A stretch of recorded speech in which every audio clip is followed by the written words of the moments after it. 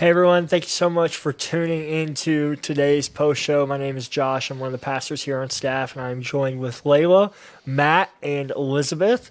And basically, if you've never tuned into our pre-show before, what we're going to do is we're going to take the message that Pastor Perry gave this morning, and we're just going to break it down, and we're just going to talk about it and ways that we can apply certain principles that Pastor Perry talked about into our lives.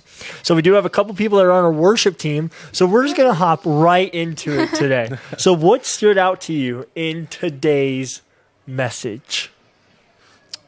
Well, for me, it was the part of putting all of your heart into what you do, because that is like absolutely what I've been doing with my life over the past 6 years. Yeah. Like, just everything that I do is for one thing. Yeah. I love that. Absolutely. Yeah. Yes. There wasn't like one part specifically, but just this whole series and just, the whole message today about where we worship, I know a lot of it was like at home today, but that we are to worship everywhere. And I don't transparently think of it that way. Yeah. I am very like type A personality, and I'm like, this is what I'm doing. I'm just really engrossed in those moments, especially like when I'm working or, doing certain things. I just don't think of it this way. And so I've really walked away from this message, just wanting to challenge my mentality and, mainly my mental space around whatever I'm doing every day, making it about God and including God in what I'm doing every day. Absolutely. I just don't do that. Yeah. I want to, especially after hearing today's message from Perry. So, And it's hard to remember that, like when you're going through the motions of your day. Yeah. If something at work messes up or like literally anything could happen and it just goes right up. Like, you don't think about it. yeah. And the thing that stood out to me was at the beginning, Perry was going through like all of the different places that, like other religions where they go to worship. Yeah. And later on in his message, he said something, and I was writing something else down in my notes, and I literally stopped, and I was like I knew that, but it was just like, when like they just say it like the right way, and you're like, oh yeah. Like he said, and I wrote it down. He said, "We don't have to go to a tomb to worship him. He's not there." And I'm like, yeah, he's not. Yeah. And it's just like, Powerful. I know that. I've known that my whole life, but it's just like, we worship him literally wherever. It's so cool. Yeah. What stood out to me was the very end of Perry's message whenever he was talking about like giving God our kids. I don't know if most people know this, but my wife and I are having our first child at the end of June. So all of the parenting and child stuff is like coming up so fast, it feels like. And that is definitely something where I know that I need to start doing within my heart is handing it over, because I can't control every single aspect of my kid's life. And I need to hand them over to God. So for me, that was definitely the part that grabbed my attention the most. I love that. Yeah. So it was a very convicting part for me. When Pastor Perry was going over that information or that section around about our kids, which I loved and absolutely agree with, but also just in those moments was just thinking about all the areas of improvements I feel that my husband and I can do. And at first I'm like, gosh, this feels really yucky. But then just trying to have a positive perspective, I still have time to lean into a lot of the things that Pastor Perry was talking about. So if you're a mom or dad, feeling similar to me, I hope that you can walk away from today's conversation looking at it as the glass half full versus the glass half empty, because at first I was like, I feel like a crappy parent right now. So I appreciate that Pastor Perry touched on that. And I love the fact too that this is something where it's like a seed planted for you and Chelsea at the beginning of such a wonderful experience in becoming parents. So it's neat all around. It's definitely it's very good advice and wisdom to follow. Yeah.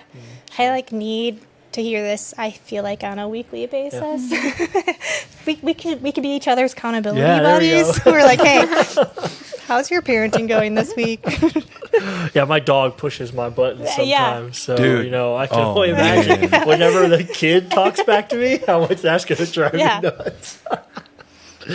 So awesome. I'm glad that all those things stood out. So our first question outside of this that we're going to dive into, I'm going to read Romans 12:1 before I read the question. It says, I appeal to you, therefore, brothers, by the mercies of God, to present your bodies as a living sacrifice, holy and acceptable to God, which is your spiritual worship. What does it mean to worship God everywhere as mentioned in this verse? I think it, I touched on this a little bit earlier, but it's like including him in everything that I'm doing. I don't do that, right? Especially when I'm at work. And I will say, work life for me has been the most challenging.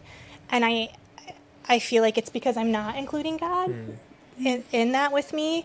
I wrestle so much with purpose, and it's something that I've never fully understood, and I probably overthink someone's purpose more than I need to.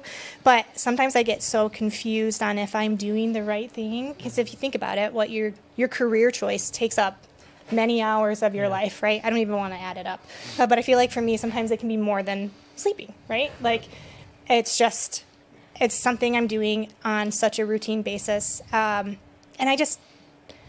I want to be able, that's a challenge for me going into the next days, weeks, months, years, hopefully something I can stay consistent with. But I feel like I won't question my purpose as it comes to my career as much if God is number one when I present myself at work every day. I have a lot to think about what that looks like, but I think it really is that simple, is to just have him alongside with you wherever and whatever you're doing. Work for me is a big trigger, but I think there's opportunity to have that perspective in all aspects of my life. It's a very simple thing, but it's very difficult because I'm at a space where I am working constantly trying to build something for myself because I'm at level 0. I don't have a house. I don't have the basic things that we're told in our lives that we need.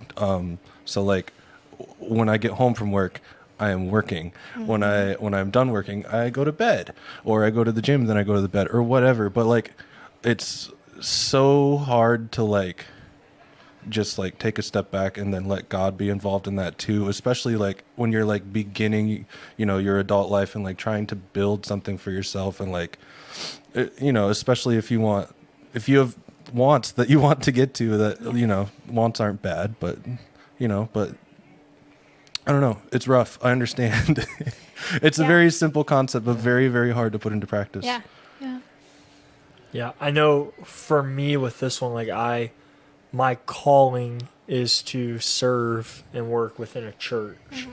So you'd think for those type of people, I feel like I'm speaking for a handful of people that work in the same capacity that I do. It'd be very easy to, you have God and everything, especially in your work. But there's times where I'll sit there and I'm thinking of an idea, or I'm writing a message, or I'm doing something like that, and by the end of it, I realized I totally nixed God out of all of that because I was just going off of my own flow and my own thing, and I have to bring God back into it constantly over and over again. So I even understand from more of my job literally cannot be done without God's moving, without God's working hand. So I get it to an even deeper extent of how hard it can be to worship God everywhere with everything that we do. So I've just been trying to make a very intentional effort of inviting God into the things that I'm doing. Yeah. So I appreciate you sharing that, because I too would have coined you as you got it in the bag. Nope. There are many times where I'll look at I've preached a few messages before. Specifically, there was one I remember 2.5 years ago, and I was preaching at a youth group. And when the message was over, you always get the, "Oh man, that was great. That was really good. Appreciate those are great." But then I go and talk to my wife, Chelsea, and she just looked at me, and I looked at her, and she was like, "Was that you talking, or was that God talking?" Ooh. And I said, that was me talking. And I just knew the way that I was delivering it and everything, I wasn't allowing God to speak through me. I was the one that was trying to take over and speak myself. And whenever I do that, it's not going to be as effective, because I am trying to make the change happen in people's hearts, not letting God make the change in people's hearts. So I've had a lot of conviction about that. So whenever I go up to pray or to speak, I intentionally pray. I'm like, all right, God, I want you to speak through me. Like I love that. I am just your vessel. So that is, I've had to humble myself many times to be able to fully worship God everywhere, and I'm still learning and still trying to get better at it each and every day. Yeah, So, absolutely. does anybody else have anything they want to add? I don't know. I feel like something like this can be so hard just with how our world is. It's so fast and it's so like Yeah. it's just not something that people ever really talk about, or it's not something that people are like, I don't know. It feels more like a personal, like, this is how I'm going to involve God through my work, through how I talk to other people. So it can look as like, oh, well, no one else is doing it. Like, why would I do? Like, it can, from an outside perspective, it can look really hard. Yeah. And so then it can just like fly like right out of your mind. And it can, I don't know. It's just hard. It's a hard thing to do, but it's such a good and important thing to do that, like, finding the ways that you can worship God through what you do is very important. Yeah, absolutely. Our next question is how, so Pastor Perry in his message was talking about how, and I wrote it down, I'll read it specifically so I don't misquote anything that he said. He was talking about how the reason why we need to worship God, the reason why we need to worship God everywhere, the reason why we give him our worship is these two things. One, if you worship the wrong thing, you live the wrong life. And two, if you worship the wrong thing, you will become the wrong person. So how does worshiping the wrong thing impact our lives? I feel this. I wrote that similar, but I also wrote down you will miss the purpose of your life, because again, purpose. I'm like, oh, there's that word I've been trying to figure out for, I won't say my age, but plus 30 years.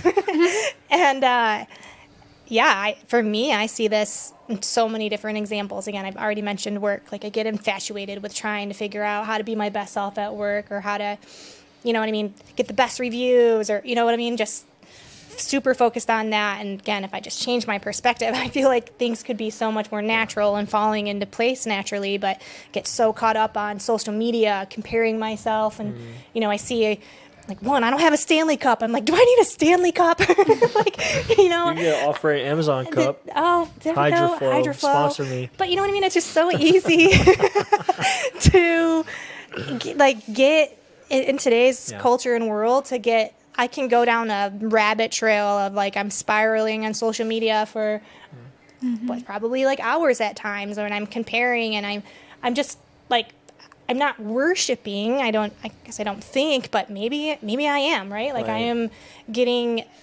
I start to question what I'm doing and not doing, I guess more importantly, because of when I put myself in those situations. It's like, gosh, man, Layla, if you would be reading the Bible for those hours, how differently would I feel? How much more substance would I get out of an act of that versus Instagram, Facebook, you know what I mean? So there's so many things that come to mind.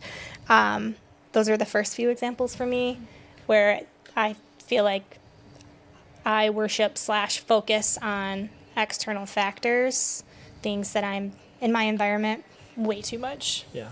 And I want to thank you for sharing. I also want to, just for people that are watching, I want to explain like this word worshiping, because I think we have a preconceived notion as people of what worship is, but like this term, you can literally replace worship and say like, how does giving all of our attention to X impact our lives? Yeah. Because that is what worshiping is. It's just constantly giving our attention. That's why Pastor Perry talked about it in his message. Like, this is how we can worship God, by giving our attention to him, through talking to him, through listening to him, through serving his people, and all those different things that he was sharing. So like, whatever we're giving our attention to, in turn, can also be labeled as worshiping something. So Yeah, I find whenever it's never intentional either. Like, I just get sucked into something else, very consumed. But I get very stressed out, and then I start to feel very inadequate, which is a very easy thing to do in the field that I want to be in. There's so much imposter syndrome that goes on, which is silly. But yeah, it's it's so easy, because there's like, there's so many things that you could buy to help you do your job, and there's so much to get caught up in. Yeah. And then there's always someone who's doing it better than you too, which is a really easy thing to focus on. All of these things that are just not God and not like, it just gets very stressful and very I don't know. It feels crappy. One of the things I've always struggled, and like you both shared it right there, in some way of comparing myself to something. And I read, there's a guy that listed named Craig Rochelle, and he said it. And that comparison either makes you feel superior or inferior, and neither one of them honors God. Yep. And it helped like break it down, because when we're comparing ourselves, we're either making ourselves better than it or making ourselves worse than it. And neither one of them is going to honor God, because God created us who we were supposed to be in his image and in his likeness.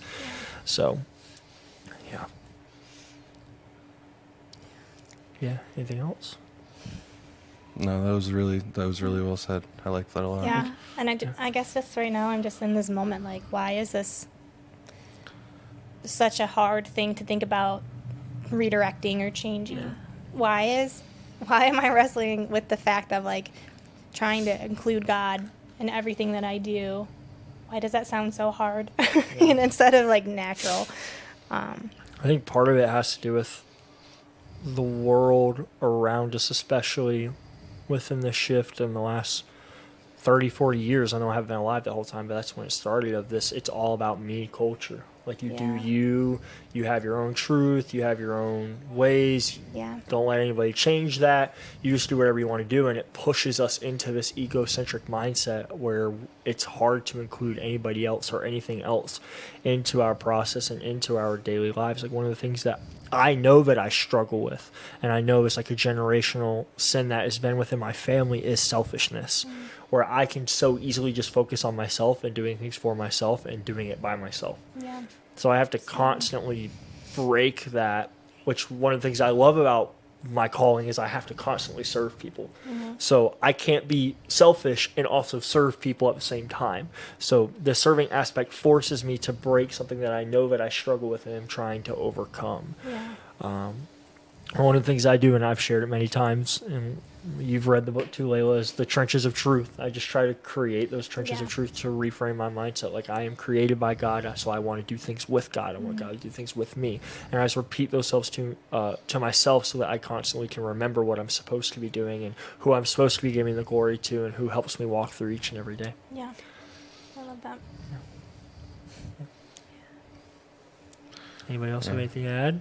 It's really, really difficult because we have to work to live, and nobody's going to work for us. Yeah. So there is like Yep. a certain amount of like things that you have to do for yourself Right. just to like keep yourself alive. For sure. But it's so easy to spiral because once you like start to see the successes, you just keep going and going and going, and then it gets so out of hand. And yeah. Absolutely. We're going to wrap up with this question, because this was one of the things that Pastor Perry focused on a lot in his messages. What are some ways that we can show hospitality to others, that we can care for people? Specifically, Pastor Perry was talking about opening our homes, because that's what tied into the message, but I kind of wanted to make this a little bit broader, because I know a couple of you guys don't own your own home. And just what are some ways that we can show hospitality to others around us? One of the things I like to do, because it was once done to me, I just, whenever I hear of like a close friend, coworker, family member that is going through something really challenging, I love coffee. I've talked about coffee a lot on the Silly Post Show. It's not a Silly Post Show, but my coffee addiction is silly. But I like to bless people with like Starbucks gift cards. It's so easy to do. Starbucks can also sponsor us. I am firmly against Starbucks as a current Big B employee. Sorry. They burn their beans. It's trash. I'm just kidding. I'm just kidding. Like coffee, like an act of kindness. It's just really easy. Big B has a long way to go with their I will online. admit the They don't have brews an are not app. great. They have an app. The app, they do? Yep. Oh, maybe it's we just need to very talk not after. user friendly. But yeah. Yes. So, but anyways, I say all this because I like to send out a little gift card, and then they on their app, it's like, they're so cute, like thinking of you, or you're amazing, blah, blah, blah. So that's just something that, I don't have to have a house for. Yeah. I don't have to have a ton of money. Like, I can just $5-10 here, and it goes a long way. Yeah. I've had it done to me many times, and it's amazing. Absolutely. So. Do you guys have something you want to add before you got to take off? Way that you can show hospitality real fast? Oh man, we really got. Yeah, they really got to go. Oh, whoopsies. I don't know. Food. Food. Yeah. There we go. Buy food. Yeah, buy food. So Matt and Elizabeth, for everybody watching, might be like, oh, they're going. Matt and Elizabeth. So we do 3 services on Sunday morning. Let me start with that. And we do film this right after our second service, going into our third service. And Elizabeth and Matt are both on our worship team. Specifically today, Matt's playing drums and Elizabeth's on our keyboard. So they have to go back and get in there so that they can help lead worship for our third service crowd. Yeah, so now it's just us. And the iPad that is not working anymore. Oh my so it's gosh. okay. That It's was the time last to just question. wrap I'm it not up. going to be able to put the last one up there. But for me, what are some ways that we can show hospitality? Just to reiterate what Pastor Perry talked about, is opening up our homes. Like we see numerous times in the Bible where when God is sending out, or Jesus is sending out the disciples, it's like, yeah, you'll know where to stay. Like people will open up their homes. Like you'll see that kindness and that love. And that is something that we are supposed to embody as followers, is opening up our home, which is something that I struggle with myself because I like my personal space. Yeah. So having to let people into my personal space as an introvert, I struggle with, but it's something that I'm trying to get better at. There's a few people that my wife and I are hosting over the course of the next few months. Awesome. So Yeah. trying to just get more used to doing that. I love that. And I love that Pastor Perry brought up, hosting a connections group. Yes. My husband and I did that for some time. We're on a little bit of a break right now because kids' extracurricular activities are insane. Sports like season. I like one of us has to clone each other to be able to even, cause there's 3 and there's 2 of us. And I'm like, here's the whole zone defense thing. Yep. But man, again, like I had a hard time doing it. We needed to try it. Right. And we hosted for a couple rounds of small group. And it was very stressful at times just because I'm like, oh my gosh, my house needs to be super clean for all these people to come in. And I would struggle with losing the main purpose and focus and intent of why and what we're going to all get out of, especially Tony and I hosting.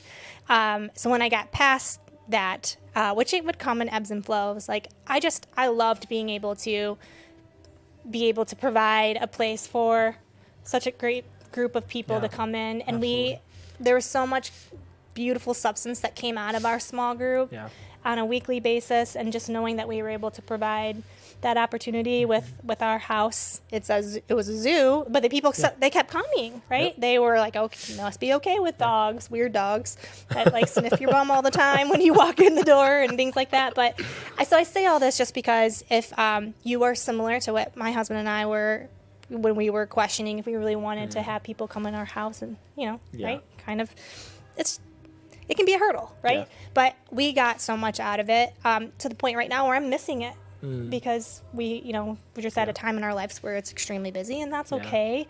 So it was a very rewarding experience. So I hope that maybe helps change those who are listening, your hearts to definitely embrace the challenge and consider leaning into something like that. And even if you don't host, to consider joining a small group because that's just as of an amazing experience as hosting. Now, I have a few friends that are a little bit older than me that have the spiritual gift of hospitality, and I just look at them and I'm like, you are so good at this. like our cafe people, I know all of them back there. They are gifted at hospitality and being hospitable to people, and it's just like, man, you can just see it with how they care and how they love on people, and and specifically those friends, how they've invited me into their home. It's just.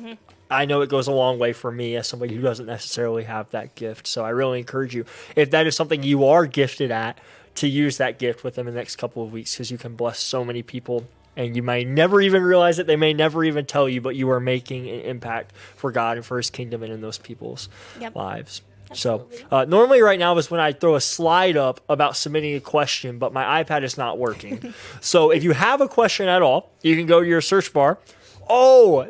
Thank you, Christy. Christy got it for us. Send the What a assist. save. We have our slide now. If you go to my3c.org, you can go up to the very top. We have a submit a question tab. And on that submit a question tab, you can submit a question that is totally anonymous about our message, about anything you're reading within the Bible, or about anything that you're experiencing with life, with your walk with God. And Dave and I on Wednesdays at 7 p.m., we will be tackling those questions that you guys ask, because we love to get your questions and to answer your questions here at Connections. If you have to submit a question that you want a response with in about 24 to 48 hours, on that submit a question tab, there's a new link that you can click that will take you to our Connect card, where you can fill that out. You put in your information like your phone number, your email, and your name, and then you can put your question in this box. You'll see it on there when you go to the Connect card, which will allow either Dave or I or one of the other pastors on staff to reach out to you to be able to answer your question within that 24 to 48 hours. So if you have any questions at all, go to my3c.org, go to submit a question tab. We would love to be able to answer your questions, and we answer those questions on Wednesday nights at 7 p.m. here on Facebook or on YouTube, or posted later as a podcast on Apple or Spotify podcast. We hope that you guys have a fantastic week. Go and serve and love on the people that are around you. God is going to work through you and impacting those people's hearts. And don't forget about our Easter services that are right around the corner at the very end of this month, which is so wild to think about Easter being in March. It's just crazy to think about. We have 4 services. I would love for you guys to be at one of those services or join us online for our online service. Until then, have a fantastic week. You all are amazing. God loves you. We love you here at Connections. See you guys.